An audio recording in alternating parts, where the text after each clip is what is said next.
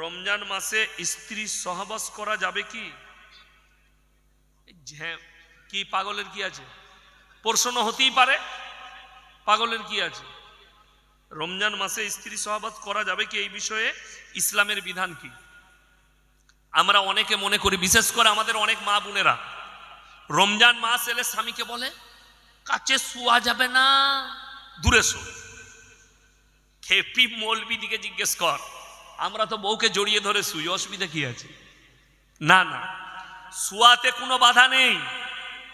ইসলামী শরিয়া যেটা বলছে, আপনি সেহরি খাওয়ার পরে সিয়াম অবস্থায়, মানে রোজা আছেন, এই অবস্থায় স্ত্রী মিলন করা যাবে না। আপনার ইফতারি হয়ে গেল, রাত্রে তারাবি হয়ে গেল, সেহরির আগে পর্যন্ত স্ত্রী মিলামিশাতে কোনো রকমের বাধা শরীয়তে নাই। আপনি মিলামিশা করবেন, সেহরির আগে ফরজ গোসল করে নিয়ে সেহরি খাবেন। আর যদি কেউ দেখে যে আমার টাইম হয়ে গেছে, চোখ লেগে গিয়েছিল, তখন উজু করে সেহরি খাবে, গোসল করে নিবে, তারপরে ফজরের নামাজ পড়বে। কথা বুঝে এলো? ওই জন্যে যেমন আরো অনেকে মনে করেন যে রমজান মাসে রোজা অবস্থায় কেউ ভালোবেসে স্ত্রীর কপালে চুম্বন করে, গালে চুমু দেয়, এগুলো খাওয়া যাবে না। ভুল কথা। আপনি চুমো খেতে পাবেন, চুমো খেলে রোজা ভাঙবে না। ভাঙার যতগুলো শর্ত আছে, চুমু খাওয়াটা তার মধ্যে নেই। যেটা মারাত্মক সেটা হচ্ছে মিলামিশা করা রোজা অবস্থায়, ওটা চলবে না, ওটা নিষেধ। 21, 22, 21, 23, 25, 27, 29 এই 5 রাতের ভিতরে কদরের রাত কোনটি? আমাদের দেশের লোক 27-এর রাতে ঝামেলা করে না? 27-এর রাতে আমি চ্যালেঞ্জ ছুড়ে বললাম, পৃথিবীর কোনো বাপের বেটা মৌলবি এটাই বলতে পারবে না যে 27-এর রাতটাই সবে কদরের রাত। যদি ওইটাই হয় তাহলে তো মাতালু পেরিয়ে যাবে। আমাদের দেশে এমনও লোক আছে, আমি আমার বর্ধমান জেলার কথা বলছি, সারা মাস রোজা রাখে না, ও খালি 27-এর রাতে রোজা রেখে 5 কেজি সীতাভোগ আর 5 কেজি মিহিদানা কিনে মসজিদে চলে গেছে। আমাদের বর্ধমানে সীতাভোগ মিহিদানা বিখ্যাত, কিনে নিয়ে চলে গেছে, যে মুয়াজ্জিনকে দিয়েছে, হুজুর নামাজে পড়ে বিলিয়ে দিবেন, জান্নাতে যাবে। ওই 27-এর রাতে নামাজ পড়ে দিয়েছে। কোরআন খুলেন, ইন্না আনজালনাহু ফি লাইলাতুল কদর ওয়া মা আদরাকা মা লাইলাতুল কদর লাইলাতুল কদরি খায়রুম মিন আলফি শাহর। হে নবী বলে দাও, আমি এমন একটি রাত্রি দান করেছি যে রাত্রি ইবাদত করলে 1000 মাস অপেক্ষা বেশি নেকি পাবে। 1000 মাসেরও বেশি অপেক্ষা তোমরা বেশি নেকি পাবে। জোরে বলুন সুবহানাল্লাহ। কিন্তু ওই রাতকে আল্লাহ গোপন করেছেন।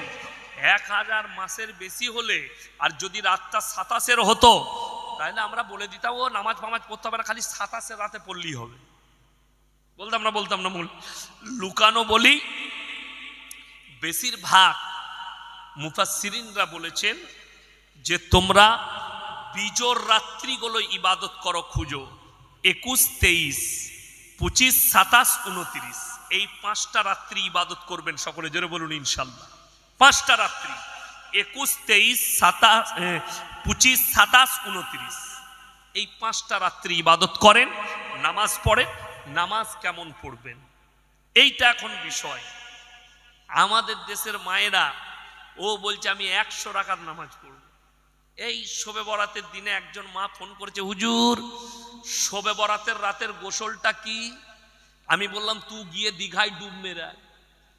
আমি জানি না কেন ওই গোসলটা হচ্ছে ওর দাদির হাদিস আর নানির হাদিস, কুরআন হাদিস নয়। শবে বরাতের আবার কোথায় গোসল পেলে? যেমন স্যাম্পল গোসল করি ওই গোসল। তোমার ফরজ গোসলের প্রয়োজন হলে করবে, আর ফরজ গোসলের প্রয়োজন না হলে করবে না। কে বুঝাবে এদিক? যেমন আমাদের দেশের ছেলেরা এমনি নামাজ পড়ে না। 2 24 পরগনা, মুর্শিদাবাদ, হাওড়া, হুগলি, মেদিনীপুর, নদিয়া, 24 পরগনা শবে বরাতের রাতে কিছু গুটকাখোর ঘুরে বেড়ায় সারা রাত বাইক নিয়ে। সারা বছর নামাজ নাই, ও শবে বরাতের রাতে 100 রাকাত পড়ে জান্নাতে যাবে। ও ঝাঁটা জুতো খাবে, ঝাঁটা জুতো কবরে গিয়ে। কি করবি? শবে বরাতের রাতে চাচার নামাজটা কবুল হবে, তোর লয়। যে 365 দিন নামাজ পড়ে, তুমি জীবনে একদিন নেই ও বোঝে আমি নফল পড়ে জান্নাতে যাবো। আচ্ছা বলুন তো, একটা ছেলে স্কুলে কোনো পরীক্ষা দেয়নি, সে শুধু দুটো হাতি করে নিয়ে চলে গেছে, কর্মশিক্ষা, হাতের কাজ, সে পাস করে যাবে তো নাকি? না, কোনো পরীক্ষা নাই, খালি হাতের কাজ। আপনার কাছে ফেরেশতারা জিজ্ঞেস করবে ফরজ নামাজ, বলে ওটা খালি পড়তে পারিনি, রোজা বলে ওটা খালি রাখতে পারিনি, তবে বলে শবে বরাতটা ফাটিয়ে দিয়েছি। আপনি দেখুন না তাকিয়ে, মুসলিমদের, আমাদের দেশে অমুসলিম ভাইরা দেওয়ালিতে বোম ফাটায় না? ফাটায় না? ফাটায়। আমাদের দেশে শবে বরাতে কিছু লোক বোম ফাটাচ্ছে, দাদরা দাদিরা পুতাদের হাতে টাকা দিয়ে দিচ্ছে, যা বোম ফাটাকা। গায়ে মনে হচ্ছে যেন চলছে, যুদ্ধ চলছে, পুলিশরাও ফেড়ে পড়ে গেছে। এ পার্টির মারামারি না শবে বরাতের মারামারি? ঝামেলার শেষ নাই। কেউ বলে দেখতো হাদিসে কোথায় বোম ফাটানো আছে শবে বরাতে? নাই। কার? ওর বাপ দাদর আমল, আর দাদির হাদিস, ওর নানির হাদিস। বোম ফাটা শবে বরাতে গোটা ঘরে মোমবাতি জ্বালাচ্ছে। কেন? বলে তোর দাদু এলে হোঁজটকে, তার কবরে কি হচ্ছে তা ঠিক নাই, তোর হালুয়া রুটি খেতে হবে। কে বুঝাবে এদিকে? দুঃখের বিষয়, কেউ কেউ বলছে আরে ইয়াসিন সাহেব বলেছে হালুয়া রুটি খাওয়া হারাম। কোথায় বলেছি দেখান তো, কে বললে হালুয়া রুটি? আমি নিজে হালুয়া রুটি খাই, কে বলে খাই না? আমি বোম্বেতে গেলে মাহিমে যাই স্পেশাল করে হালুয়ার পরাঠা খেতে। মাহিম, সেখানে খিচড়া পাওয়া যায়, হালুয়ার পরাঠা, আর সেখানে বাবা ফালুদা পাওয়া যায়। আমি স্পেশাল করে গাড়ি ভাড়া করে খেতে যাই ওখানে। আর আমি হারাম বলতে যাবো কেন? হ্যাঁ, কিন্তু খালা যদি বলে শবে বরাতেই হালুয়া রুটি করতে হবে, বেদাত। কে বললে যে করতেই হবে, নাইলে গুনাহ হবে? কোন বাপের বেটা মৌলবি বলছে তাকে স্টেজে নিয়ে আসুন তো দেখি যে শবে বরাতে হালুয়া রুটি না করলে গুনাহ হবে। তোমার মন গেছে তুমি শবে বরাতে খাও, তারপরের দিন খাও, পুরো মাস খাও, রোজার মাস আসছে করে খাও, কোনো অসুবিধা নেই। আমি সুজির হালুয়া খুব পছন্দ করি। এই রমজান মাস আসছে, কালকে আমি 500 সুজি কিনে নিয়ে এসেছি। প্রথম দিনে আমাকে একটু ইফতারিতে সুজি করে দিবে, তো অসুবিধা কি আছে? সুজির হালুয়া খেতে কোনো অসুবিধা নাই। পায়েস কে বললে খাই না? খাই। আমার ভাই শুনে যান, কোন ব্যক্তি যদি ফরজ রোজা বিনা কারণে ছেড়ে দেয়, সারা জিন্দগি রোজা রাখলে একটা রোজার মাসুল দিতে পারে। আমরা ফরজ রোজার গুরুত্ব দিই না, নফল নিয়ে মারামারি করি। কে বুঝাবে সমাজকে? মায়েদের হাদিস শুনবেন না, ফেরে পড়বেন। তারাবির নামাজ না পড়লে রোজা হবে কি? এইটা অনেক জনার গুরুত্বপূর্ণ প্রশ্ন। অনেক মেয়েরা ফতোয়া দিয়ে থাকে পাড়ায়, অনেক মহিলারা ফতোয়া দেয় না তারাবির নামাজ না পড়লে বোন রোজা হবে না। তারাবির সঙ্গে রোজার কোনো সম্পর্ক নেই। তারাবি হচ্ছে সুন্নাত। তারাবি কি? সুন্নাত। রোজা কি? ফরজ। তাহলে তারাবি দুটো আলাদা হলো না? এক আলাদা। তারাবি পড়েননি, আপনি নেকি থেকে বঞ্চিত হয়ে গেলেন, গুনাহ হবে। কিন্তু রোজা হবে না, এই ফতোয়া ভুল। রোজা অবশ্যই রাখবেন। যেমন আপনাকে বলে দিই, বিসমিল্লাহ, আমরা সফরে থাকি, রমজান মাসে আদায় করি, বেশিরভাগ দিন আদায় যায়। পয়লা রমজান থেকে আদায় করব মাদ্রাসা। অনেক সময় আমাদের তারাবি ছেড়ে যায়, মানে রাস্তায় আছি, হাওড়ায় আদায় করতে গেছি, রাত 12টা-1টা বেজে গেল বাড়ি ঢুকতে।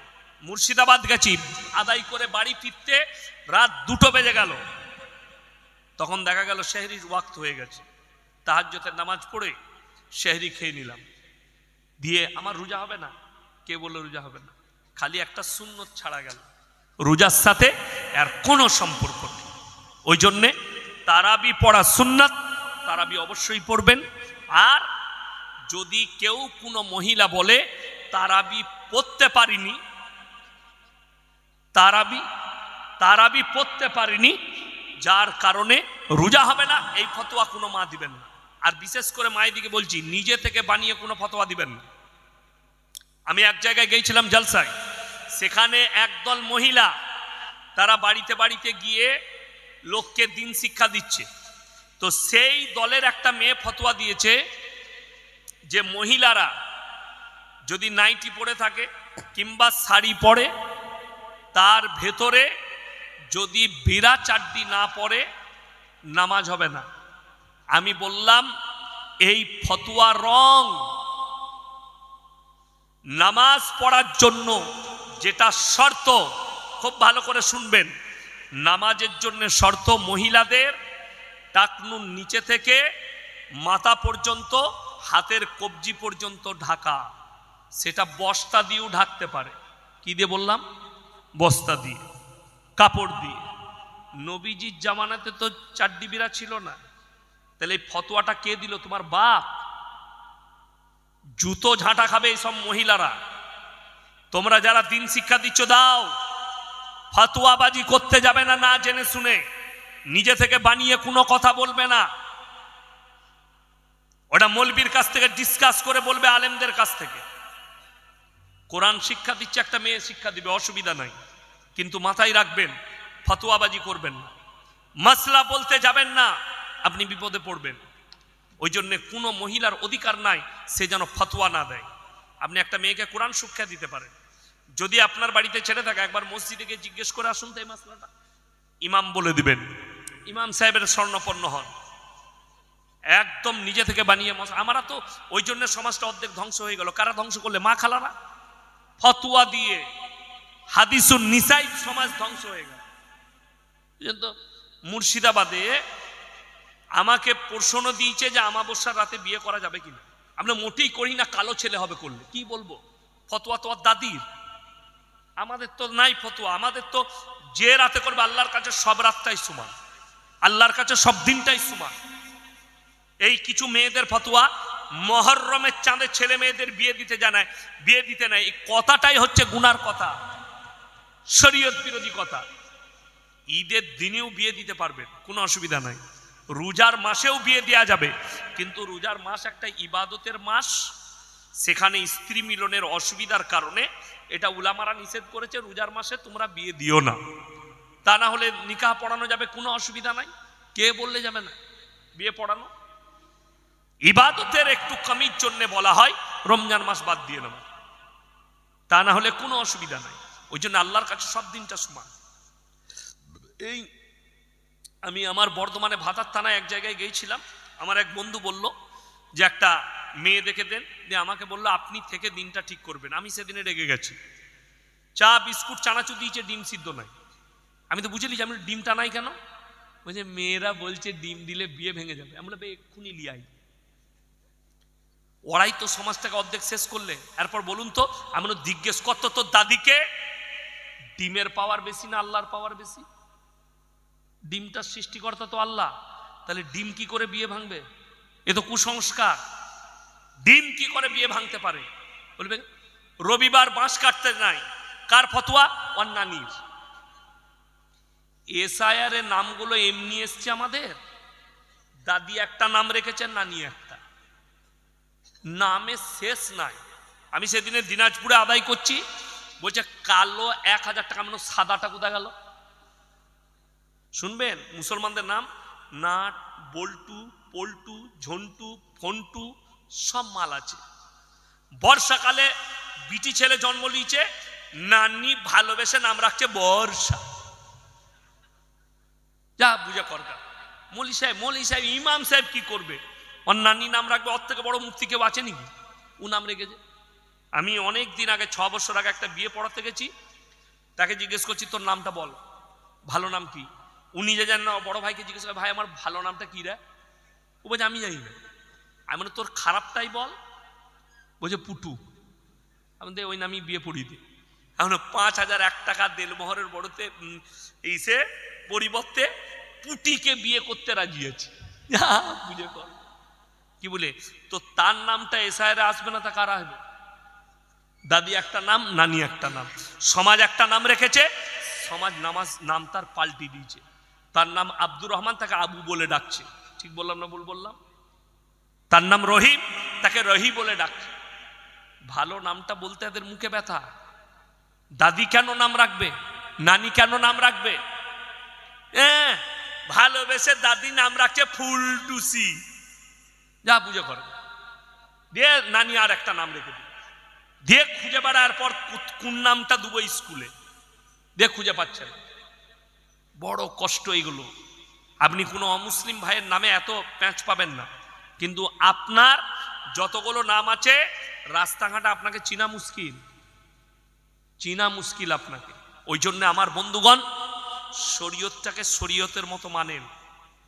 মন চাই জিন্দগির নাম ইসলাম নয়, রব চাই জিন্দগির নাম ইসলাম।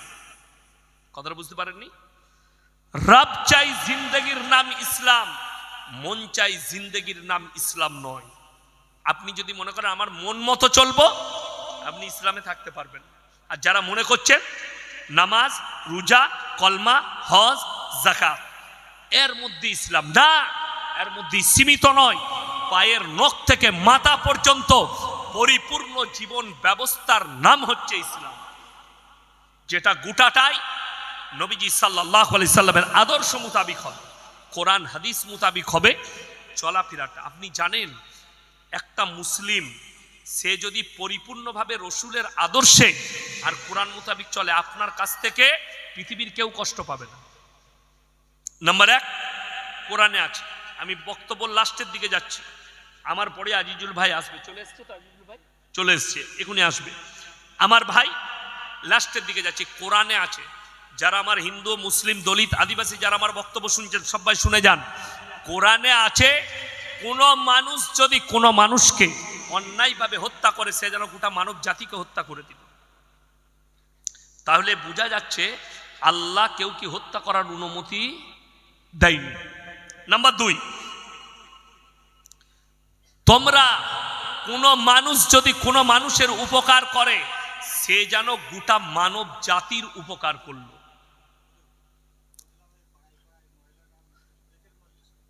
আমার ভাই, আচ্ছা ঠিক আছে বলে দিচ্ছি।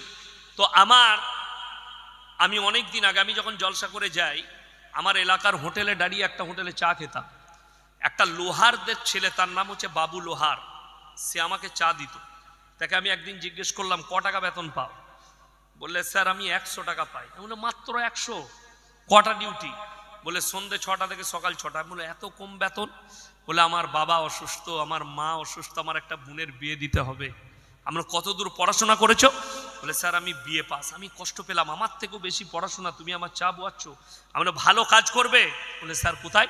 আমরা মুম্বাই যাও, 15,000 টাকা বেতন পাবে, খালি সুতো কাটবে বসে ইজ্জতের সঙ্গে, খাওয়া দাওয়া ফ্রি।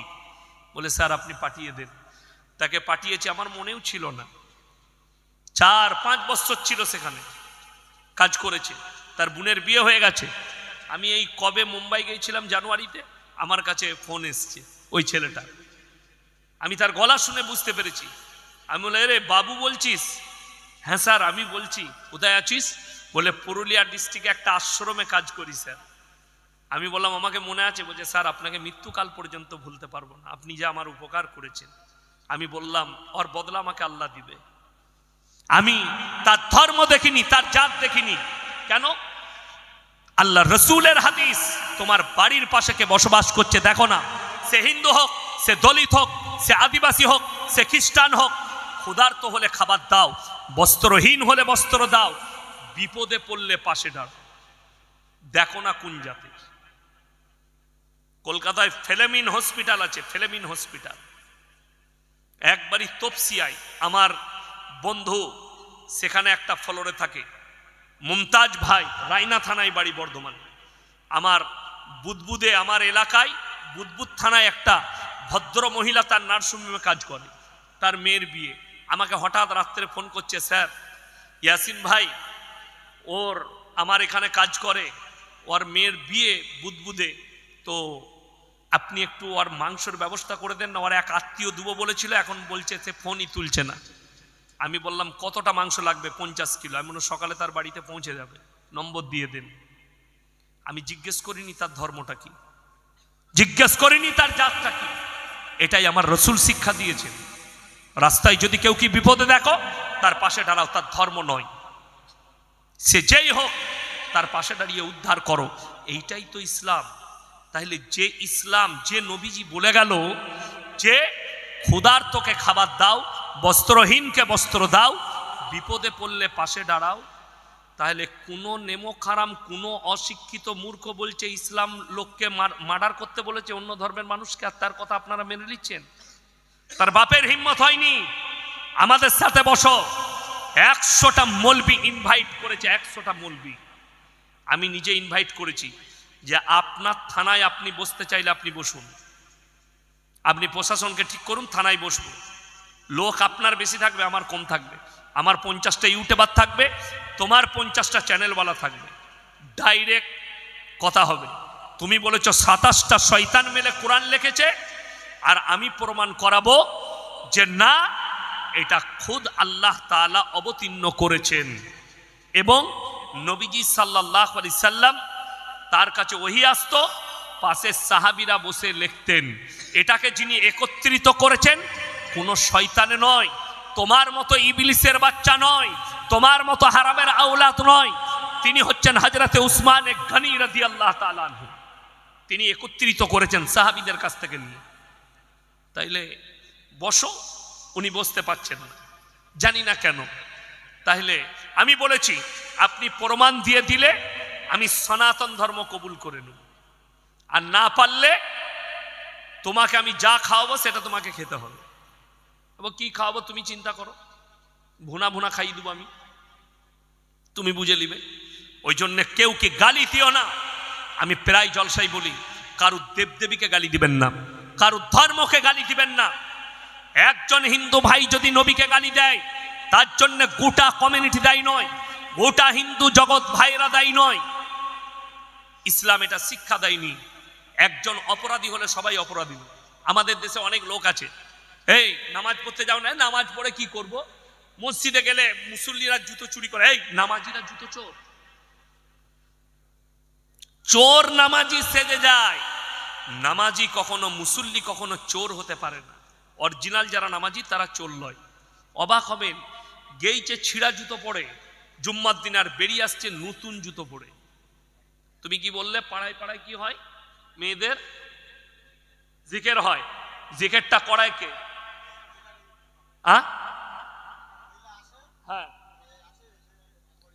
জিকির করায়।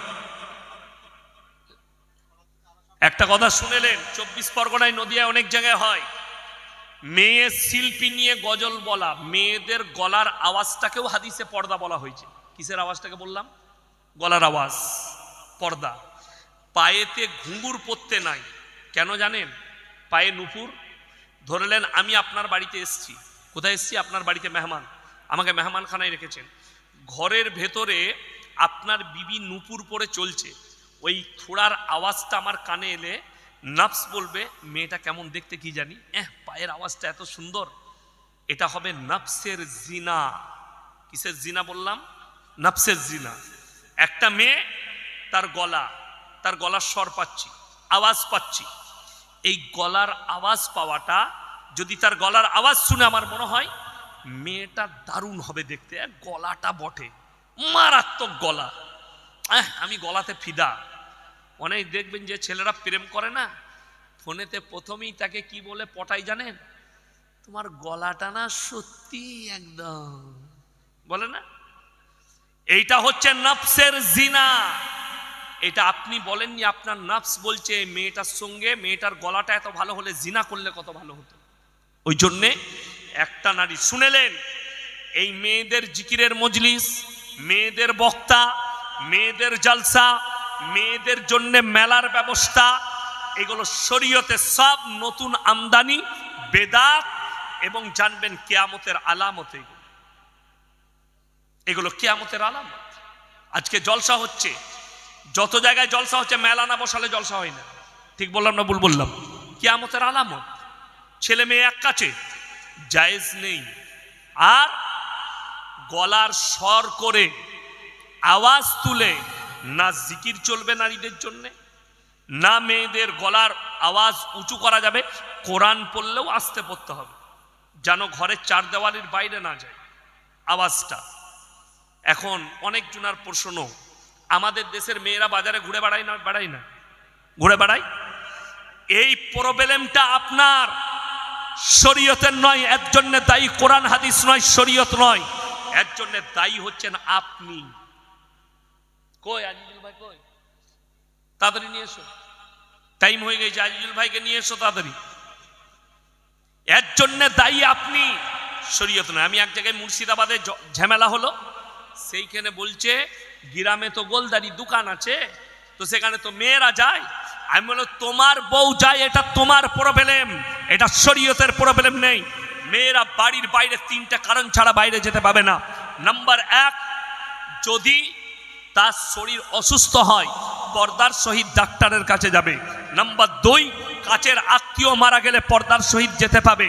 নাম্বার 3, হজ ফরজ হলে হজ করতে যেতে পাবে, যার সঙ্গে বিবাহ হারাম তার সঙ্গে, স্বামী যদি না থাকে, যার সঙ্গে বিবাহ হারাম তার সঙ্গে হজ করতে যাবে। এই 3টে কারণ ছাড়া কোনো বাপের বেটা মলবি এটা দেখাতে পারবে না। বাজারে যাওয়া, ছেলে মেয়ে এক কাছে চাকরি করা, ছেলে মেয়ে এক কাছে পড়া, একসাথে ঘোরা, একসাথে উঠা বসা করা, পৃথিবীর কেউ দেখাতে পারবে না।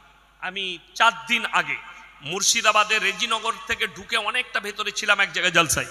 আমার কাছে এরকম একটা প্রশ্ন এলো। প্রশ্ন কি লিখেছে? আমাদের ইমাম সাহেব বাড়ি বাড়ি গিয়ে মেয়েদিকে পড়ায়। মনে ওই ইমামের পেছনে নামাজ হবে না, ওকে তাড়াতে হবে গ্রাম থেকে তাড়াতাড়ি। ইমাম সাহেব কারো বাড়িতে যাবে, এটা শরীয়ত সম্মত নয়। ইমাম মসজিদে থাকবে, আপনার মাসলার প্রয়োজন পুরুষকে পাঠাবেন।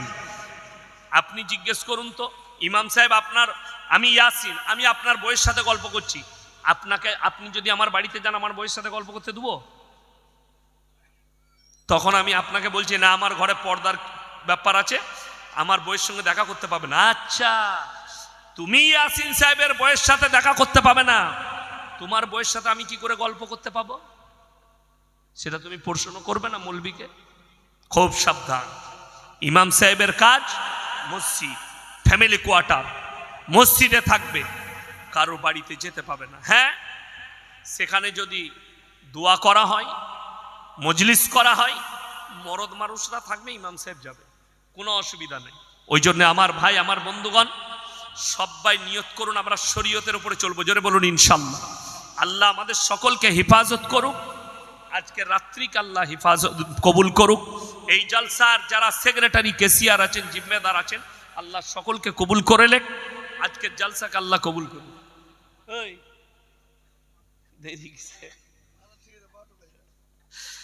সবাই দরুদ শরীফ পড়ুন, আল্লাহুম্মা সাল্লি আলা। খেয়েছেন?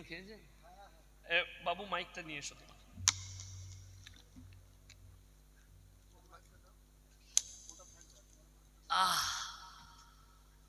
সকলকে আমলের তৌফিক দান করুক, বলুন আল্লাহুম্মা আমিন।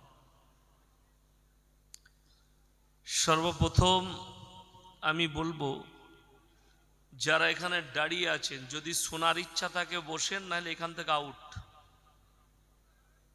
কথা বুঝতে পেরেছেন না পারেননি? আমার এই কমিটির ছেলে কারা আছে, হয় বস করাও, নাহলে এখান থেকে তাড়াও, দুয়ের একটা। শোনার ইচ্ছা থাকলে বসো, নাহলে এখান থেকে আউট।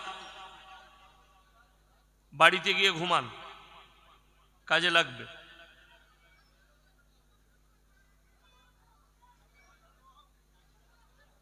রাস্তায় ভিড় করে একদম দাঁড়াবেন না, একজন দাঁড়াবেন না এখানে।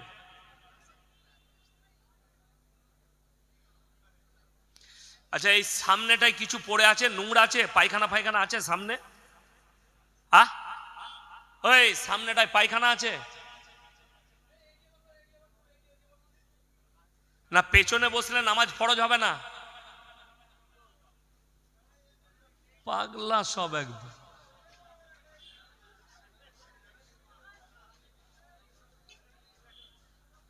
ওই উঠতে পারছেন না আপনারা?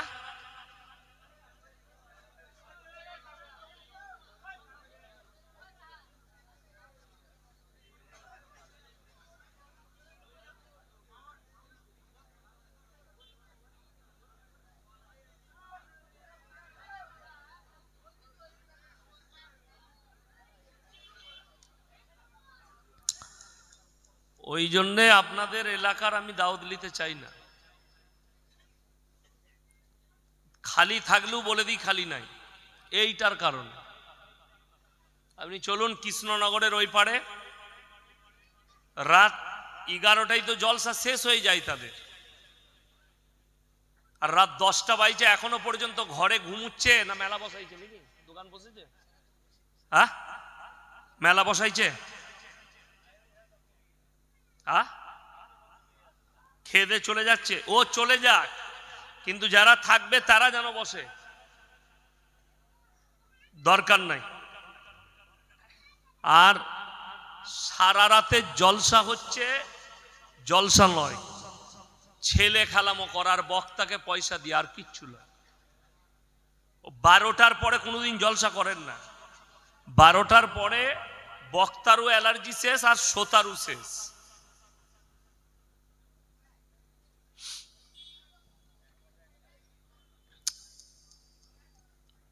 সর্বপ্রথম হচ্ছে আল্লাহ তাআলা পৃথিবীর বুকে যতগুলো মখলুক সৃষ্টি করেছেন, যা কিছু সৃষ্টি করেছেন, সব থেকে সুন্দর আর উত্তম রূপে আল্লাহ মানুষকে সৃষ্টি করেছেন। বলুন আলহামদুলিল্লাহ। মানুষকে আল্লাহ সব থেকে সুন্দর সৃষ্টি, দামি সৃষ্টি। আর কোরআনে আছে সূরা কাহাফের একবারই প্রথম পৃষ্ঠায়, ইন্না জাআলনা মা আলাল আরদি যিনাতাল লাহা লিনাবলুয়াহুম আইয়ুকুম আহসানু আমালা। এই গোটা পৃথিবী সাজিয়েছি, সুসজ্জিত করেছি শুধুমাত্র অনলি ফর আমার বান্দাদের জন্য। সাজানো কাকে বলে? এই যে আজকের জলসা, জলসার স্টেজকে সাজিয়েছে না সাজায়নি? গ্রামের ছেলেরা কমেডি সাজিয়েছে, ঝাড়বাতি দিয়েছে, মানে এরা